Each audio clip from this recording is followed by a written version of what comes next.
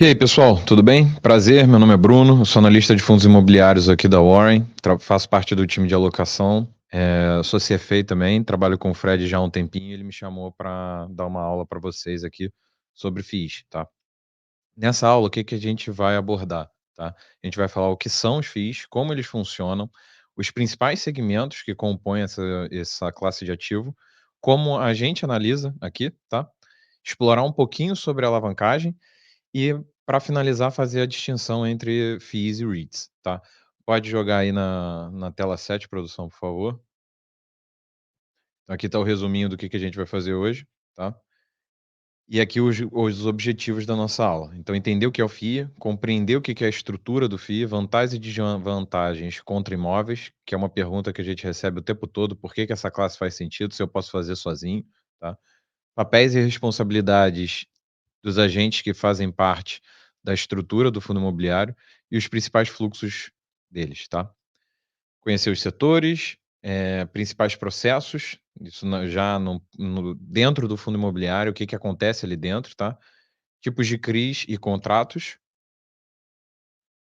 conhecer o processo de análise, entender a linha de raciocínio investigativa para estruturar uma tese de investimentos e identificar onde nas estruturas podem ter potenciais riscos, tá? Entender quando uma alavancagem é benéfica ou destrói valor, e entender as diferenças entre REITs e FIIs, tá. Então vamos lá, o que são fundos imobiliários? Eh, o que é o FII? Ele é como se fosse um condomínio, eh, do seu prédio, tá. Então você junta uma série de pessoas, tá, só que você usa o mercado de capitais para isso.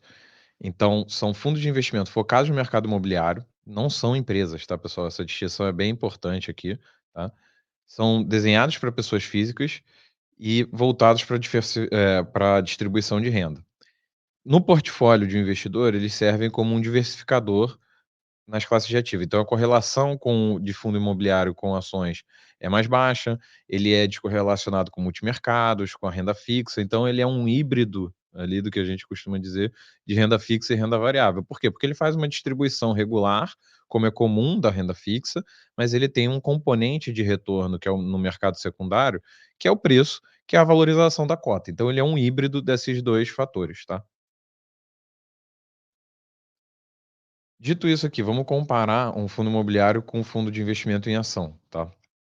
Os 2 têm times de investimentos especializados. Em um, você seleciona ações, no outro, você vai escolher imóveis ou papéis, que a gente chama de ou os CRIs, títulos de dívida atrelados ao mercado imobiliário, tá?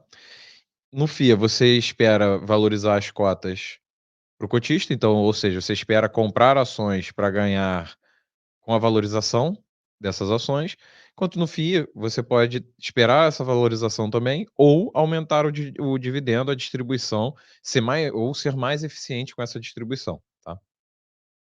Dito isso, vamos passar aqui pelas vantagens e desvantagens de você investir em fundos imobiliários, tá, versus investir num imóvel propriamente dito. Então o FII, ele tem liquidez. O que a gente está querendo dizer aqui? Quando você compra uma cota de um fundo imobiliário ou vende, o dinheiro está na sua conta, sai da sua conta imediatamente e quando você vende, né, ele cai na sua conta em D mais 2 dias, tá. No imóvel não é assim, você vai ficar meses e meses procurando alguém para comprar, tá. É mais acessível, porque normalmente uma cota de um fundo imobiliário fica em torno de R$ 100, tá, o mercado faz emissões por volta desse valor, 100, 10 ou tem alguns casos de 50, tá. Você diversifica, então você não fica com um imóvel só, tá. Você tem vários créditos ou imóveis distintos, tá. Você conta com um time especializado para fazer a gestão desse portfólio, é mais prático, não tem como negar isso, você não tem que ir lá fazer uma obra, você não tem que procurar inquilino, você não tem que fazer nada, você tem que ter uma estratégia, comprar ativos que façam sentido e que você tenha uma boa perspectiva de valorização no longo prazo, tá. O fundo imobiliário, ele tem mais poder de barganha, então, quando a gente junta um volume de dinheiro relevante, a gente ganha poder de barganha, certo? Então o fundo imobiliário, por juntar vários investidores e captar dinheiro, ele consegue negociar melhor um preço de um imóvel, ele consegue, eh ter mais oportunidades, gerar oportunidades para si próprio, porque ele tem mais poder na própria mão, tá. E além disso é isento de imposto de renda. Quando você tem um imóvel, toda a renda que você receber desse imóvel, ela é tributada como sua renda normal. Então você pode inclusive transitar de alíquota por conta eh, de aluguéis que você recebe, tá. Qual é a desvantagem disso? Você não tem controle, então você não vai poder fazer o que você quiser com o imóvel. Então, vamos dizer, se você tem uma loja ou um apartamento, você pode decidir exatamente o que que vai acontecer com aquele apartamento. Quando você está num FII, não, você delegou o controle para um gestor, tá.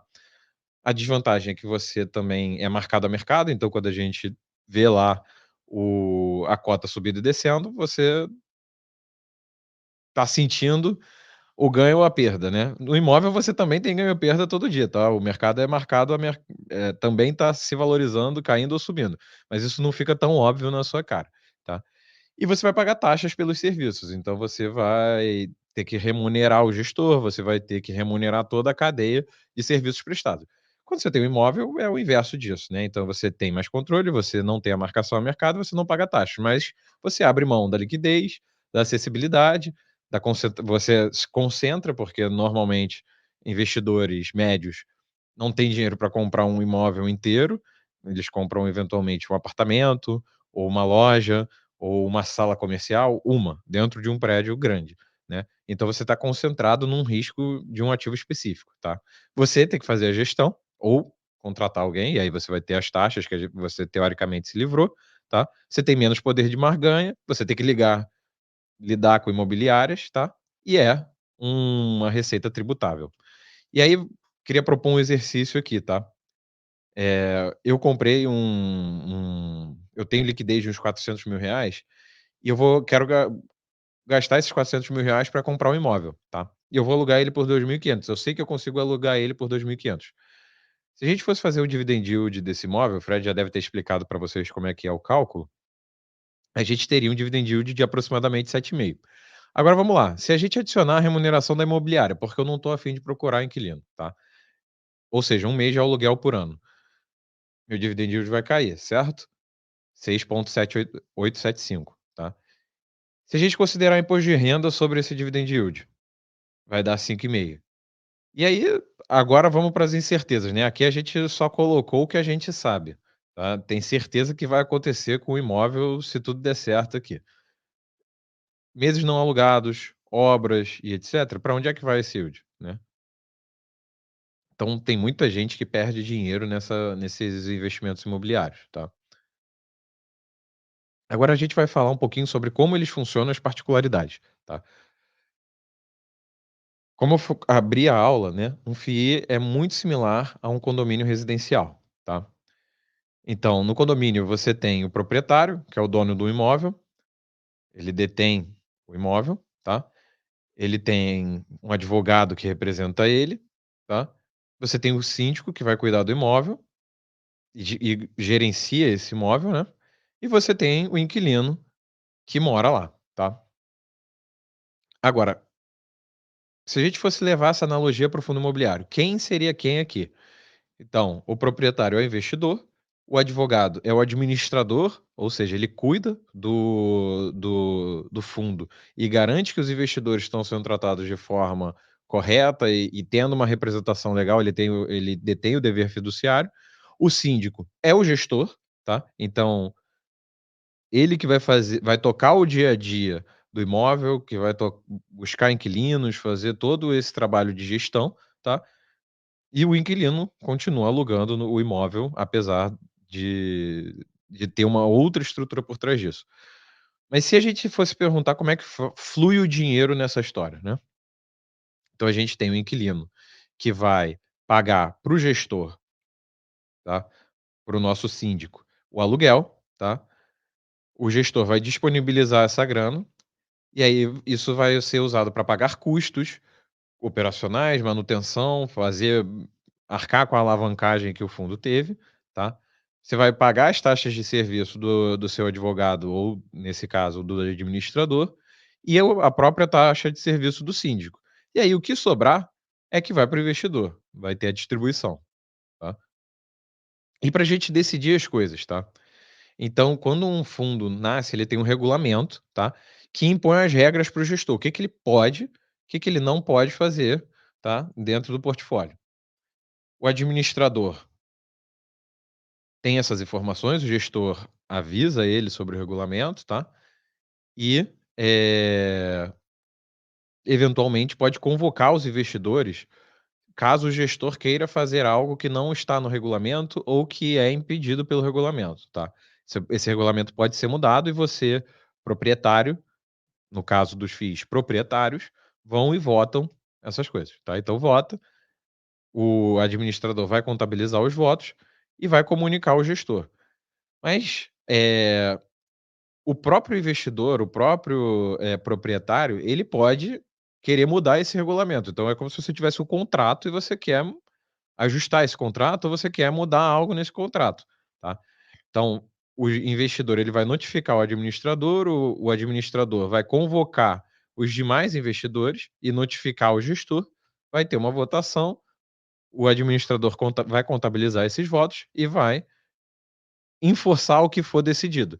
Então aqui o que por que que eu quis trazer esse fluxo um pouco diferente, tá. Você, quando cotista e investidor de um fundo imobiliário, é dono dos imóveis e dos ativos que lá estão, tá. Então se os investidores não estiverem contentes com a gestão, ela pode ser trocada. Você pode impor regras, você pode demandar coisa dos gestores. Claro, exige organização, normal você tem institucionais nesse meio que podem ter interesses distintos do seu, tá, mas é algo que é factível, tá. Aqui para falar de outras particularidades da classe de ativo, tá. Os fundos imobiliários, eles funcionam usualmente na base do resultado caixa e não contábil, tá. Então ele vai distribuir o que for resultado caixa. Teve até uma discussão extremamente relevante sobre isso em 2022, tá, e a CVM entendeu que precisa ser o caixa para essa classe de ativo para você poder distribuir, o que é diferente de equities e outras classes de ativo, tá. Você pode ter questões contábeis dentro de FIIs, que elas podem ser importantes, mas para distribuição, normalmente é no regime caixa, tá. Eles têm que distribuir 95% dos seus rendimentos, tá, semestralmente, do seu resultado caixa semestralmente. Não podem ter linha de financiamento bancária, e é por isso que a gente vai falar de alavancagem, porque é uma brincadeira um pouco diferente ali, tá. Só podem levantar recursos por meio de emissão, ou seja, eu não posso chamar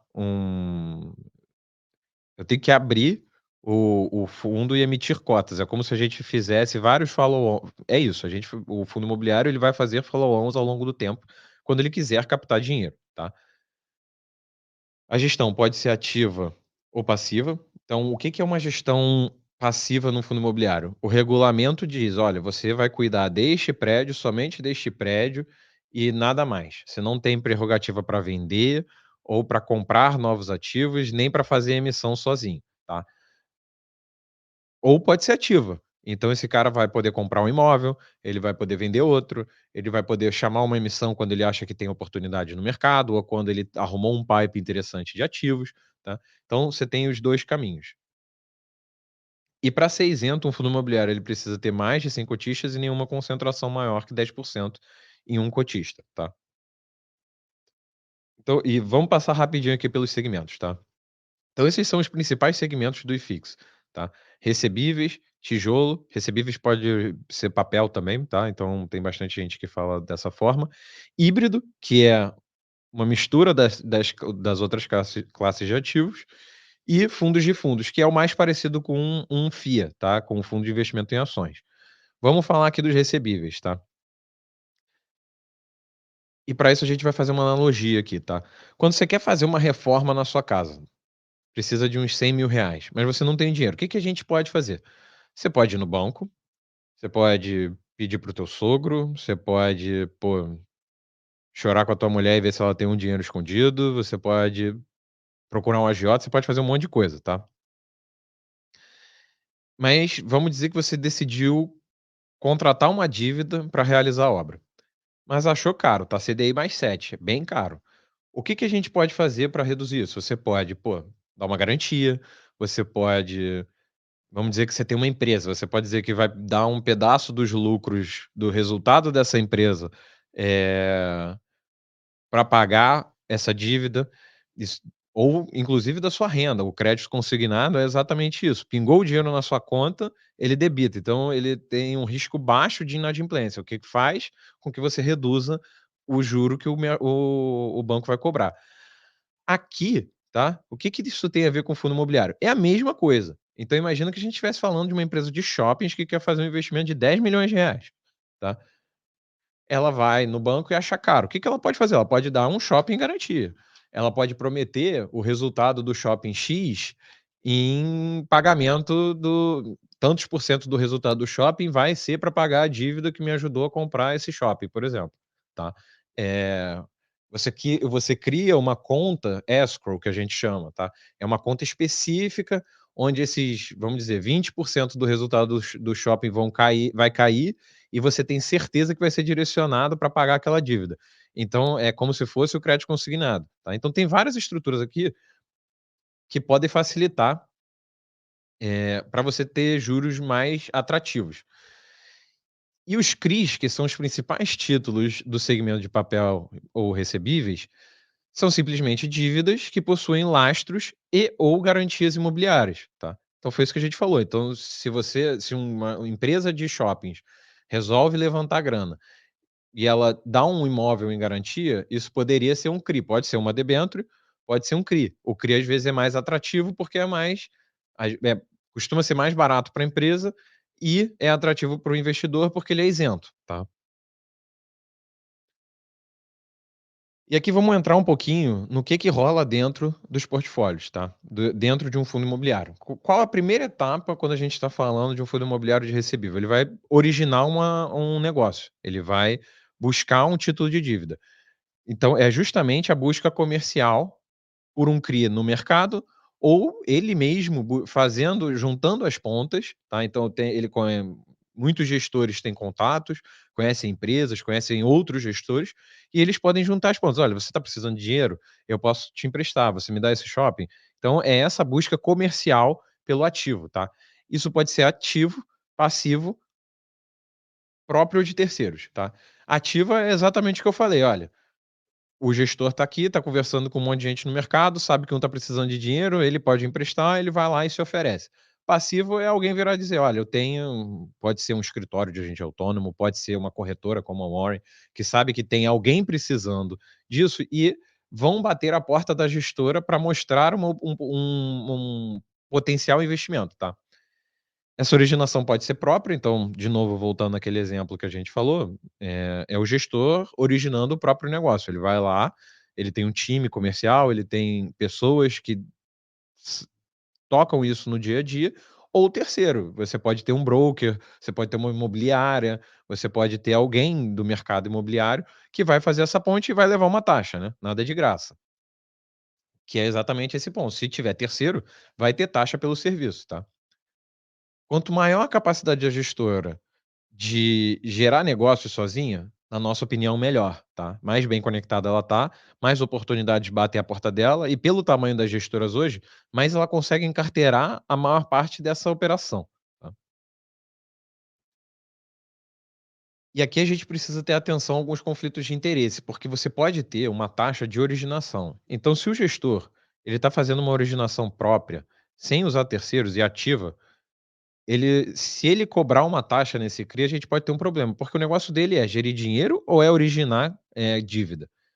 Deveria ser, eh, gerenciar um portfólio, tá. Se o negócio começa a ser mais originação do que gestão, a gente pode ter um conflito, porque o gestor ele vai começar a colocar qualquer coisa para dentro, e a gente não quer isso, tá. Então primeiro potencial conflito de interesse aqui. Uma vez que um CRI é selecionado, parece fazer sentido, o gestor achou interessante, você parte para a fase de diligência, tá. Então é onde você vai avaliar o tomador de crédito, é o processo de análise mais parecido com equity e crédito que o Fred já deve ter explicado para vocês em outras aulas, tá. Você vai avaliar riscos externos, ESG, risco de imagem, jurídico, político às vezes, tem N questões aqui que podem entrar nesse processo de diligência, tá. vai avaliar as garantias, então normalmente um CRI de uma gestora ele trabalha com garantias, então você tem que ir lá e ver se aquele imóvel tá do jeito que o cara disse que tá, né, a gente precisa ter evidência desse fato. Quanto mais rigoroso melhor, a gente adora gente chata, gestor chato, Caxias, e que vai ponto a ponto olhando cada detalhe das operações para garantir que não vai ter problema, tá. E tende a ser uma etapa extremamente demorada e muito importante, tá. E a maior parte dos negócios morre aqui, tá. Então, o cara foi, originou, você tem um funil, né. Então, na primeira parte do funil, a boca do funil é a originação, a diligência, o funil aperta legal aqui, e morre uma porrada de emissão. Aí a gente parte pra estruturação, tá. Você vai negociar covenants, covenants são métricas de saúde da dívida, tá. Taxa de estrutura, garantia e etcétera, tá. E uma vez que a estrutura está desenhada, um estruturador terceiro é contratado, tá. Então o estruturador é como se fosse o administrador dessa operação de CRI, tá.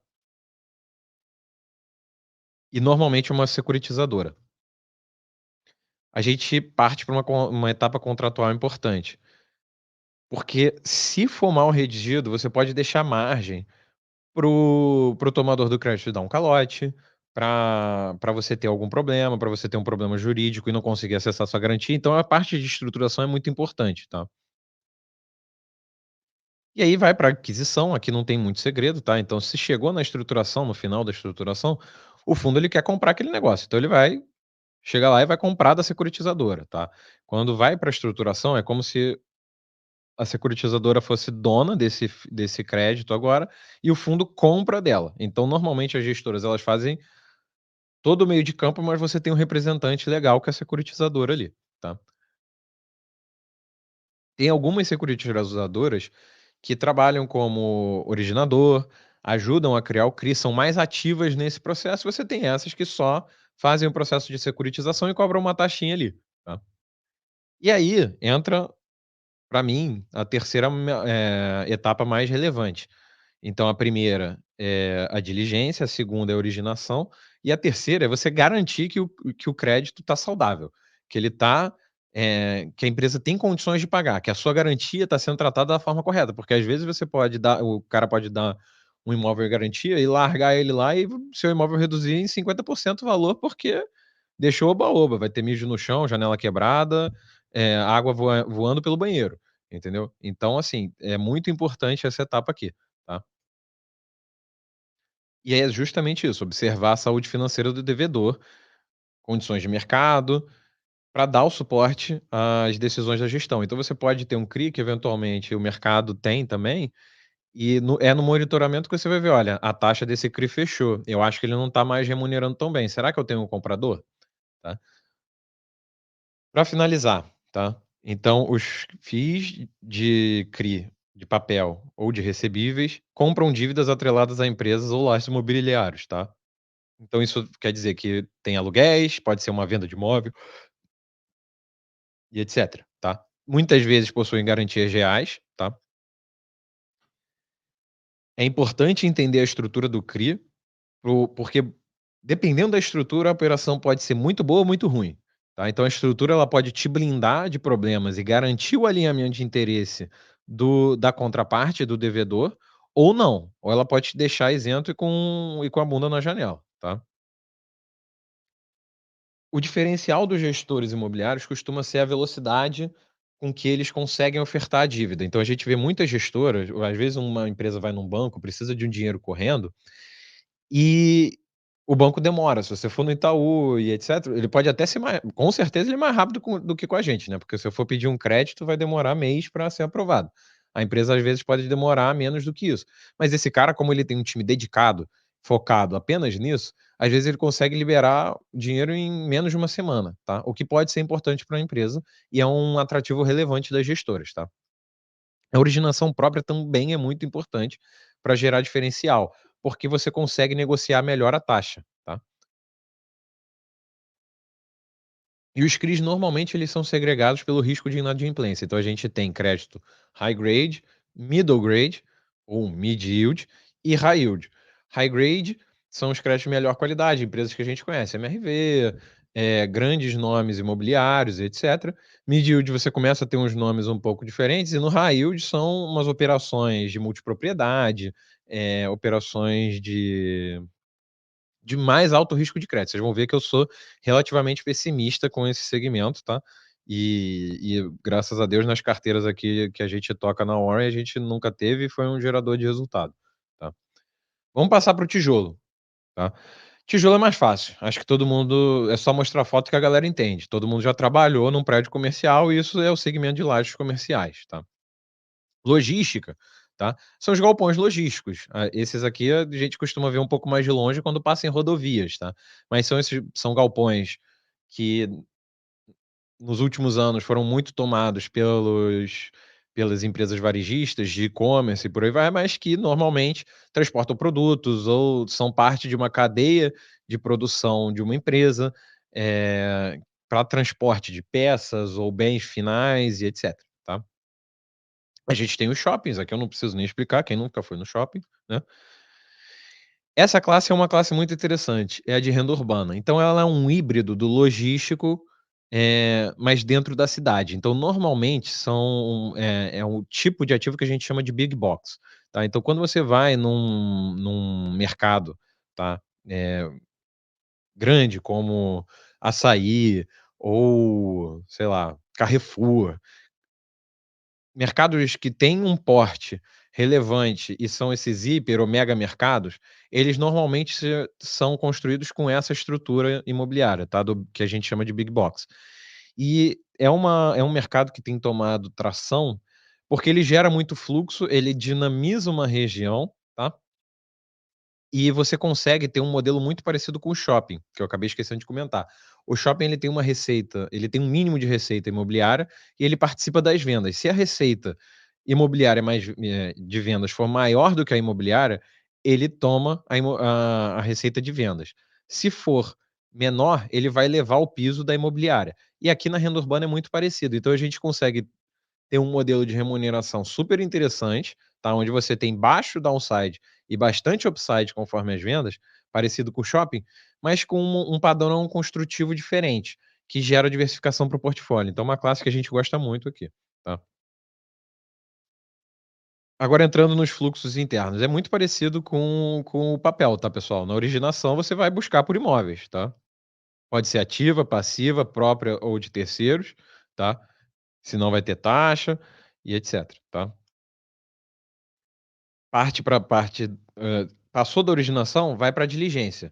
O que que aqui vai ser feito? Você vai avaliar o imóvel, tá. Então você vai ver se não tem nenhum risco ambiental, aqui é muito importante risco ambiental, em especial no segmento logístico, por exemplo. Então você tem terrenos que eventualmente são difíceis de construir, e por aí vai. Então é muito parecido aqui, tá. Não vou gastar muito tempo da gente nessa questão. Você tem a estruturação, tá? Você vai estruturar o capital. Então, se você for pegar uma dívida, se você for emitir um CRI, é aqui nessa parte de estruturação que isso vai ser decidido, tá? E aqui, de novo, na estruturação, é muito importante ter contratos redondos, garantias. Quais são as garantias para quem está tomando o imóvel? É, É alienação fiduciária, é você ter um prazo mínimo de aviso, você tem algumas garantias que podem ser tomadas quando você está falando do imóvel, tá. Aí você parte para a aquisição, que é pagar pelo imóvel, e o monitoramento. O monitoramento é justamente você ir lá, garantir que tem, a manutenção está sendo feita, que está tudo redondinho, que o ar-condicionado está funcionando e etcétera, tá. Você pode definir multas, você tem que ter os papéis e responsabilidades muito claros, tá. E é no monitoramento também que você vai buscar resolver vacâncias, você vai buscar ativamente os inquilinos, tá. E aqui você também pode ter uma análise de mercado para aproveitar, momentos onde o mercado imobiliário está mais ou menos atrativo. Quando o mercado está barato, é a hora de comprar, quando o mercado está caro, é a hora de vender. É muito parecido com ações aqui com equities, tá. Para finalizar, temos 2 tipos de contratos, tá. Contrato típico é o contrato que a gente está acostumado de alugar a casa, tá. Normalmente são contratos de 2 a 5 anos e que você negocia o preço, a cada um ano mais ou menos com o proprietário. O contrato atípico é diferente, o contrato atípico as 2 partes falam: "Olha, a gente vai ficar um tempo sem negociar esse contrato, tá". Quanto tempo? Normalmente mais de 10 anos. Por que que o contrato atípico existe? Porque você tem ativos imobiliários que foram feitos para atender necessidades muito específicas de uma empresa ou de uma pessoa ou de algum negócio, tá. E isso diminui o potencial comprador desse imóvel. E aí normalmente você parte para o contrato atípico, tá. Porque você perdeu liquidez, então você precisa travar com esse inquilino. E aí você bota multas muito altas. O contrato atípico, normalmente a multa é a rescisão do período remanescente. Então, se você entrou no contrato atípico de 10 anos e 1 ano depois você quer sair, você vai pagar 9 anos de multa de aluguel, corrigido pelo IPCA, na curva do período, tá. Então é um tipo de contrato muito sólido, não temos casos de rompimento desse contrato em períodos recentes, tá. E é onde mora o perigo disso? Quando você está acabando o contrato, porque aí sua multa vai diminuindo, né. Então quanto mais próximo você está do vencimento desse contrato, mais risco você tem do cara virar e dizer: "Olha, não vou te pagar, tá. Tô querendo sair do imóvel, eu posso assumir a multa, você tem uma vacância", beleza? Já falamos de shopping e renda urbana, tá. E é muito importante localização. Localização é chave para quando a gente está falando de tijolo, tá. Os FOFs, eu adiantei, são parecidos com os FIAs, tá? O objetivo é gerar ganho de capital e usufruir dos dividendos que eles recebem dos FIIs, tá? Gestão ativa e profissional, normalmente você não tem FOF passivo, tá? E algo interessante para falar dessa tese é que, diferente de alguns FIIs que podem fazer long e short, pode ter uma abordagem mais neutra para o mercado, tá?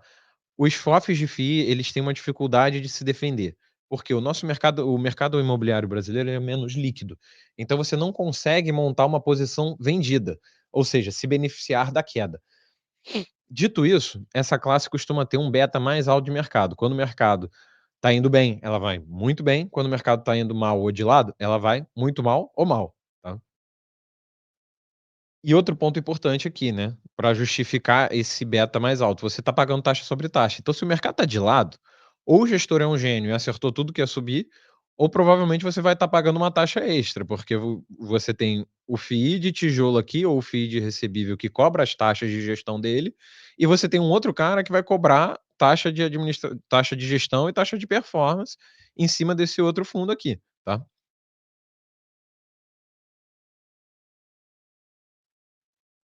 Normalmente tem filtros quantitativos, tá, em especial de liquidez, tamanho da estratégia versus o tamanho do PL é muito importante, tá, e por aí vai. Aí você vai para um filtro qualitativo, olhando para o histórico do gestor que está investindo, ética do time, critérios ESG, potenciais conflitos de interesse, tá, a estrutura societária da gestora, entre outros pontos, tá. E aí, normalmente que é muito parecido com o FIA, tá. Você cria uma tese de investimento e vai apresentar isso num comitê. Na criação da tese, você precifica aquele ativo, tá. E vão analisar o micro, tá. Tentar calcular o valor justo do papel ou daquele imóvel. E aí você parte pra aquisição, aqui a aquisição aqui é muito mais fácil, é comprar no home broker, né, não tem muito mistério, mas pode entrar em IPO, follow-ons e por aí vai. É que às vezes a gente não consegue entrar, tá. E por fim, vamos para o monitoramento. Que é onde o cara vai ver se ainda tem uma oportunidade naquela tese, se o fundamento, a tese de investimento foi quebrada ou não, se é hora de vender ou de comprar mais, tá. Pode cair, pode subir, então é muito parecido com o FIA, com tudo que vocês aprenderam com o Fred aqui, tá.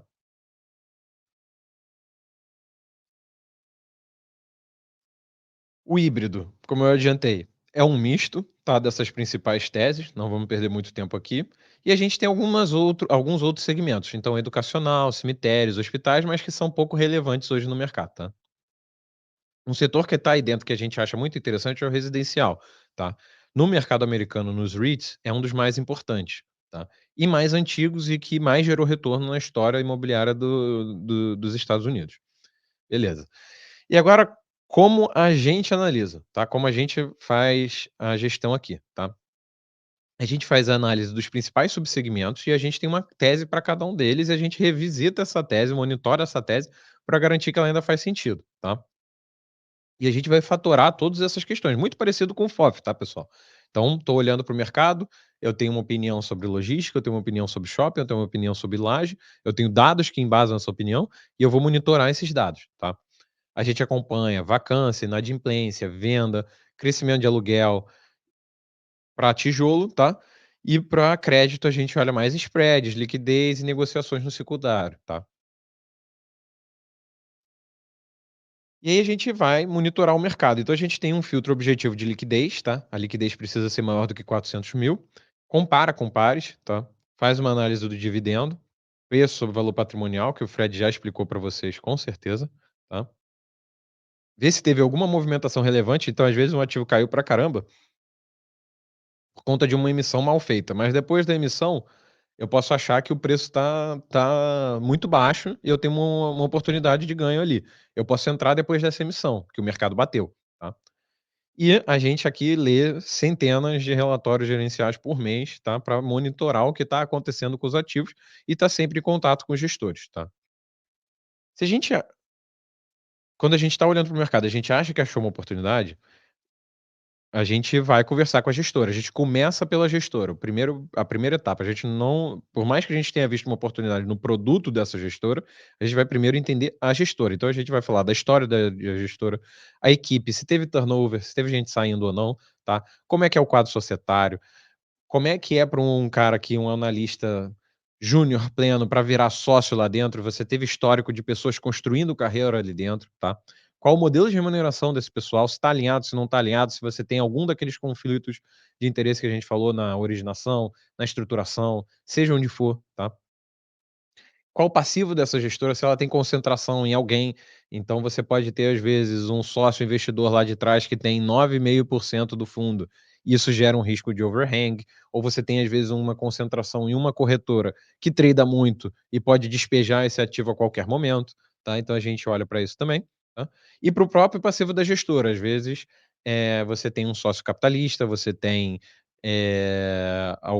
algo no passivo, no equity dessa gestora que a gente precisa estar atento, tá? Como é o modelo de gestão de risco, se eles tiveram algum caso de estresse ou não, e potenciais erros de investimento. O que que aprendeu? Quem nunca errou investindo? Quem nunca tomou um drawdown na cara? Quem nunca fez um investimento que deu errado, tá? O importante não é o erro em si, o importante é como o modelo de investimento melhorou depois desse erro, tá? E aí a gente parte para a diligência do produto. Então a gente vai fazer o cap rate das operações, preço de aluguel por metro quadrado, taxa média de carrega da carteira para o crédito, taxa marginal de compra no secundário, percentual de alavancagem, se as emissões foram boas ou não, composição do resultado. O resultado ele é de juros de CRI ou é de trading, ele é de receita imobiliária ou esse cara tem CRI também num fundo de tijolo. Então a gente vai analisar tudo isso. O grau de diversificação e as perspectivas futuras. E aí a gente parte para a precificação. Então no tijolo a gente faz um modelo de fluxo de caixa descontado, tá? Muita análise de sensibilidade na taxa de desconto e crescimento, e a gente tenta estimar um range de preços onde a gente acha que está muito barato, está perto de um preço justo e onde está no meu preço justo, tá? O nosso cenário otimista, ele é quase um cenário base aqui, tá? Então a gente faz um cenário catástrofe, um cenário improvável e um cenário base. E se ele atinge o meu cenário base, eu estou saindo normalmente, tá? Para papel e FOF, é um processo mais de analisar capacidade de gestão, histórico, momento de mercado, tá, e eventuais arbitragens. O que que eu quero dizer isso? Às vezes você tem e a gente viu isso em 2021 e 2022, eh, papéis high yield pagando a mesma coisa que um papel high grade, quando você fatorava, porque o papel high yield ele estava com muito prêmio no mercado, porque distribuía mais e etcétera, e aí essa diferença foi fechando. Então quando você está aqui, um papel high yield pagando a mesma coisa que um papel high grade, eu vou comprar o papel high grade, não faz sentido eu correr risco de crédito para receber a mesma coisa, tá. E o nosso tamanho de exposição, ele está mais em papel, ele está mais atrelado ao quão otimista eu estou com o mercado e o quanto eu quero ter de equity, porque quando a gente está falando de papel, a gente está falando de crédito, eu deveria ter menos risco, correto? Quanto eu quero ter de equity no meu portfólio E isso baliza o quanto eu quero ter de papel. Então, quanto mais otimista eu estou, mais tijolo eu vou ter, mais equity eu vou ter. Quanto mais pessimista eu estou com o mercado, mais papel eu vou ter, porque eu ando na estrutura de capital desse negócio, tá? Por fim, a gente monta uma tese de investimento, tem um comitê, e a gente apresenta essa tese para a gente estressar possíveis cenários que os analistas não estão vendo, tá? E aí o comitê aprova ou não, tá? Dito isso, quase acabando. Vamos falar de alavancagem. A alavancagem faz sentido ou não faz sentido, tá? Porque não necessariamente um FII que é alavancado é ruim, tá? E a gente vai entender isso. E a alavancagem é boa quando bem feita. É isso que eu quero dizer aqui.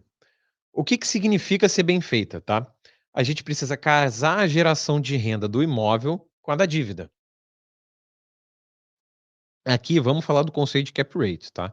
Cap rate é a receita que um imóvel te gera sobre o valor da aquisição. Isso é muito parecido com o quê? O dividend yield, certo? Parecido, tá?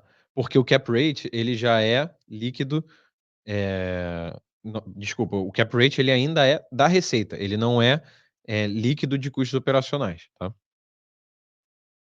O ROI é o resultado sobre o patrimônio líquido que a gente tem. Vocês já devem ter visto em algum lugar, tá? Se o cap rate for maior que o custo da dívida, e aqui eu estou assumindo que o cap rate ele corrige a IPCA, o que pode ser forte e faz parte do seu processo de análise entender se aquele imóvel, aquele fundo imobiliário, ele corrige os aluguéis acima da inflação, tá? Ou na inflação. Se o meu cap rate ele é maior que o custo da dívida, a dívida é benéfica. Se for menor, a dívida vai destruir valor, tá? Como regra de bolsa, a gente assume que acrua inflação, tá? E aí aqui tem alguns exemplos de cálculo. Então vamos supor que a gente tem uma oportunidade de comprar uma laje por 220 milhões de reais, tá? Ela gera um resultado mensal de 2 milhões por mês e tem custos de 3 milhões por mês, tá? Qual o cap desse imóvel? Então a receita líquida anual, ela é 2 menos 0,3 vezes 12. Eu vou ter 20,4 milhões de receita líquida, tá? O meu cap rate é 20,4 dividido pelo 220, ou seja, eu tenho um cap de 9,27.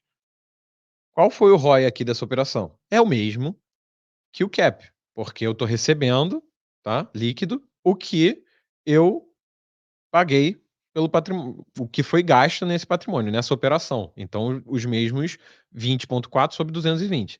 Agora, vamos, dizer que esse ROI não é atrativo, tá? E aí você consegue uma dívida com uma taxa pré de 7% ao ano, tá? E você pode financiar 70% do seu imóvel. Será que isso vale a pena? Tá? A gente vai considerar que não tem amortização de principal, tá? E vamos calcular o ROI alavancado. O LTV é de 70% e a taxa é de 7. Então o LTV é o quanto eu posso tomar de dívida. Então, eu vou pegar o valor total do meu imóvel e multiplicar por 70. Eu vou estar dando esse imóvel em garantia. Ele vale 220. Então o banco ele só vai me emprestar um pedaço, ele não vai me emprestar o valor todo, porque ele quer ter uma margem para eu não pagar ele. Se eu decidir não pagá-lo, ele quer ter um upside se ele tomar esse imóvel e me desestimular a não pagar ele, tá. É uma forma que o banco tem de te estimular a pagar o empréstimo que você tomou, tá. E o meu custo anual da dívida vai ser de 10,8 basicamente, tá. Qual o meu resultado? Então a receita entra toda para mim, certo? Só que agora eu tenho uma dívida para pagar. Sobra 9,62. Agora que entra o negócio. Qual foi o valor investido por mim? Porque eu estou calculando o ROI alavancado para mim, investidor. O resultado, o valor investido foi só de 66 milhões, que é a diferença entre os 154 e o 220 do valor do imóvel. Ou seja, mesmo pagando a dívida, tá, eu tive um ROI bem mais interessante que o anterior, de 14,6%, tá. E se a alavancagem tivesse uma taxa de 9%? Vocês vão ver que a conta é muito parecida, o que muda é justamente essa linha, o custo anual da dívida. E quando o custo da dívida muda, já fica praticamente não faz diferença eu me alavancar ou não, tá. Então, de novo, aquela regra de bolso tá valendo. A gente tem uma dívida que gera valor, que aumenta o meu ROI. O objetivo de você se alavancar é aumentar o seu ROI. Quando você for olhar para uma dívida, precisa ter alguns pontos de atenção, tá. Tem carência, tem parcela você pode pagar uma parte só dos juros e das amortizações, o que vai aumentar o seu saldo devedor e vai aumentar os juros no futuro. Então, quando estiver olhando para um fundo alavancado, tem que prestar atenção se ele está arcando com as obrigações dele da forma correta, tá. Se a dívida é indexada, o tijolo deveria ter a mesma indexação na correção dos aluguéis dele, tá. E aí, quando a gente está alavancado, a gente tem um probleminha de descasamento, né, porque a dívida é corrigida mensalmente e o tijolo ele normalmente faz uma correção anual, tá. Os contratos atípicos são muito bons para alavancagem, porque como eu falei, você tem 10, 12 anos de contrato ali, você sabe que você vai corrigir um indexador, tá, e é só você pegar esse mesmo indexador e emitir uma dívida a um cap rate menor do que o do seu de compra, tá. E você vai ter algo que aumenta o seu ROI. O FII CRI ele pode se alavancar? Sim, tá, a gente tem tem operações compromissadas reversas de CRI. O que que é isso, tá? É nada mais do que um empréstimo onde o FII dá como garantia um CRI. Então você tem um fundo imobiliário de papel, ele pega e dá um CRI em garantia, tá? E normalmente isso é feito com o banco ou com outros FIIs, enfim, você tem uma entidade financeira para tomar esse CRI e emprestar um dinheiro para o FII poder se alavancar, tá. Normalmente são operações de curto prazo, de poucos meses, tá.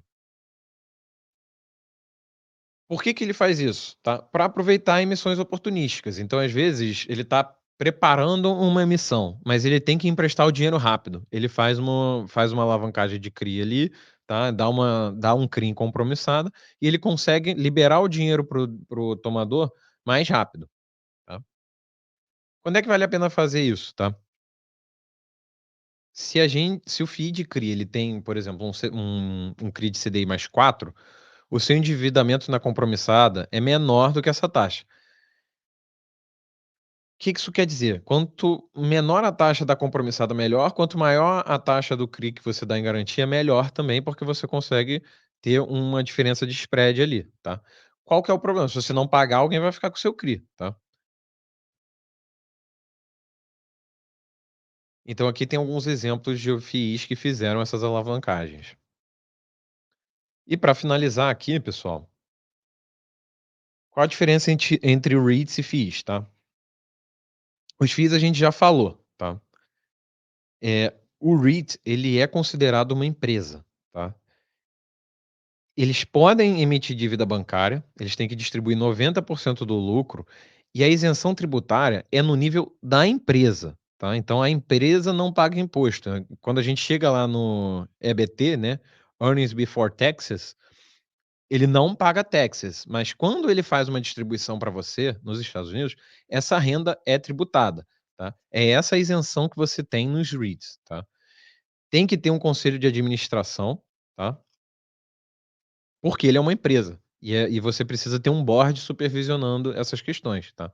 E você precisa ter, executivos de carreira comprovada no setor imobiliário.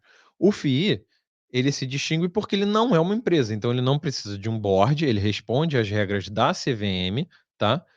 E, a isenção tributária é tanto a nível do fundo, quanto ao nível do investidor, beleza?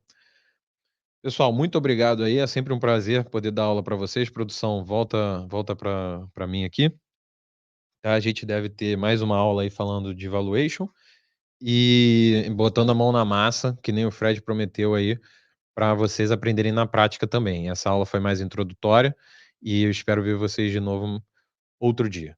Um grande abraço.